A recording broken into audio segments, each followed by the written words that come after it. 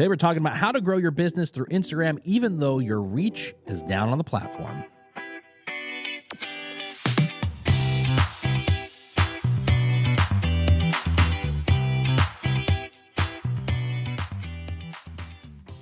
So that's right. Today we're talking about what to do if you're going to focus in on Instagram even though your reach is dropped. Anthony, I don't know what to do. All of a sudden, I'm not reaching nearly as many people as I used to on Instagram, and I'm at a loss. What should I do? Well, that's a great question, our local restaurant owner, who's also a robot. So what do you do when your Instagram reach drops and you don't want to abandon the platform? You want to stay true to Instagram. It's what you've put your focus in on. Well, here's some tips that I have for you that I think are going to help. The first thing I would say is don't double down on content. I know that might seem counterintuitive for some of us. For some people like myself, when Instagram reach is dropped, I've just been in a loss. So I'm trying to sit back and figure things out. And so I haven't been posting as much. And then there's other people that I've seen, and I've seen this advice from some YouTubers and whatnot. Other people I've seen are saying, double down on your content.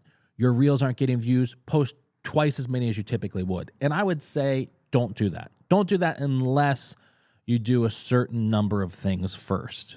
And I will say this. If you're posting terrible content, now, I think we all know what terrible content is. But if you're posting bad content, if you're posting videos and reels that just don't have a hook, they don't have a hero in them, it's just like a random sweeping shot of a cheeseburger, random, whatever the case is, there's no creativity in them. That I would say is, like, in the grand scheme of things, bad content. If you're posting photos and they're blurry, they're not beautifully taken, captured images from a professional photographer, content creator, or if you just don't know what you're doing and you're taking bad photos, you don't have to be a professional photographer to get a great photo for social media. You can do a lot with a cell phone, but you really have to have a great piece of content. And so if you're not posting great content, do not double down. Now, the other thing I'll say is this, and this kind of references, it does reference Gary Vaynerchuk's book, Jab, Jab, Jab, Right Hook. And it's a book he wrote years and years ago, but it's still true today. You can't sell all the time in your post. And what do I mean by you can't sell?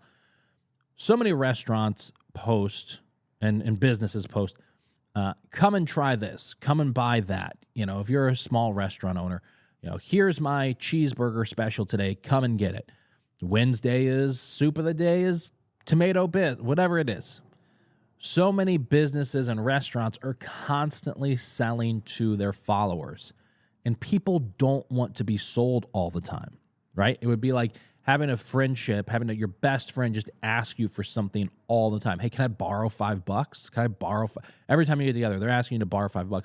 Well, after a while, you're not really going to have a great relationship with that person, right? If they're just asking you for something every time. So don't constantly post about, come and try this, come and buy this, come and visit my restaurant, come and do this.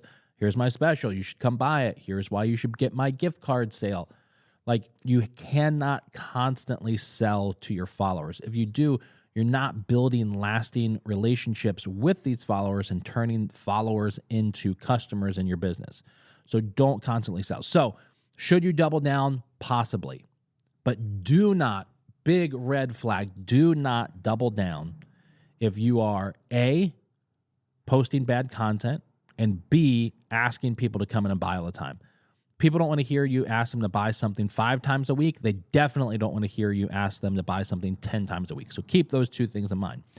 The number one area, and this is a long play, the number one area that I would say, so few businesses and restaurants fail at, and that is building relationships on social media with your followers.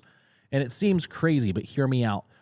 The algorithm on any of these platforms, well, not, but specifically for Instagram, the algorithm specifically on Instagram is going to show your content to the people that interact with your content the most, who follow you, but also who you follow and interact with. So, 90% of the restaurants that I know, they follow other restaurants on social media. They comment on their stuff, they share, whatever the case is. And so that's who they're going to get a lot of their reach from, is other restaurant owners, other businesses. But that's not what you want. You want to go after your core demographic. If you're a restaurant and you're catering towards, women in their 40, whatever age, 30s to 50s, who are educated, who are on the go and stopping in for a quick salad or smoothie or a quick wrap or whatever the case is. Or maybe you're catering to couples for an intimate or special occasion dinner, whatever it is. Those are the people that you need to be following and interacting with the most on social media. Why do you need to do that? Because the more of that demographic you follow and interact with, the more the algorithm is going to show your content to those people who fit that demographic but aren't your followers and aren't your customers. And so that's the number one way. That's a long play, but if you want to talk about a really healthy social media or a really healthy Instagram account for a business, that is a huge, huge, huge, huge chunk of it. Is developing those relationships. And the other thing I'd say is know who your customers are coming in the door. Look at the past 30 posts you've made and say, who are the people that are consistently liking my post or commenting on them. Make sure they're following you, which 90% of the time they are. But go and see, all right, who's liking my post, who's reading my captions and commenting on them. Make sure that you're following them first and foremost on Instagram. And then try and think like, all right, is that a customer of mine? Maybe you have Toast, or maybe you have, Square, where you can look up and see like names from customers who have come in. See like, hey, can I find this person? If they come into my store, if they haven't, then follow them and send them a DM and say, hey, I just wanted to say thank you for being a follower, and I wanted to just reach out and show my gratitude for your support, and just leave it at that. Try to build relationships with your followers and your customers, because at the end of the day, we all have to have a core group of customers that we rely on. And you want repeat business. It's a huge part of the success of any restaurant. Of all you're doing, unless you're in a massive tourist town, but unless you're relying, and so if you're not in a tourist town, then you don't have like a constant wave of thousands of different faces coming in to your restaurant every week. So you need to rely on your core group of customers, your core group of followers, and you need to grow that and expand it. And this is the way that you do that. You develop relationships with them, follow them back on social media, interact with their content, reach out to them, invite them into your restaurant. But Anthony, that's going to take so much time. I don't have time for that. You're right. It is going to take time. But if you're managing your own social media accounts as a restaurant owner right now, or a business owner, and you have dedicated 6 hours a week, let's just say, to it, I'm going to say that you should be spending 3 hours a week just on that part alone. That's how important it is.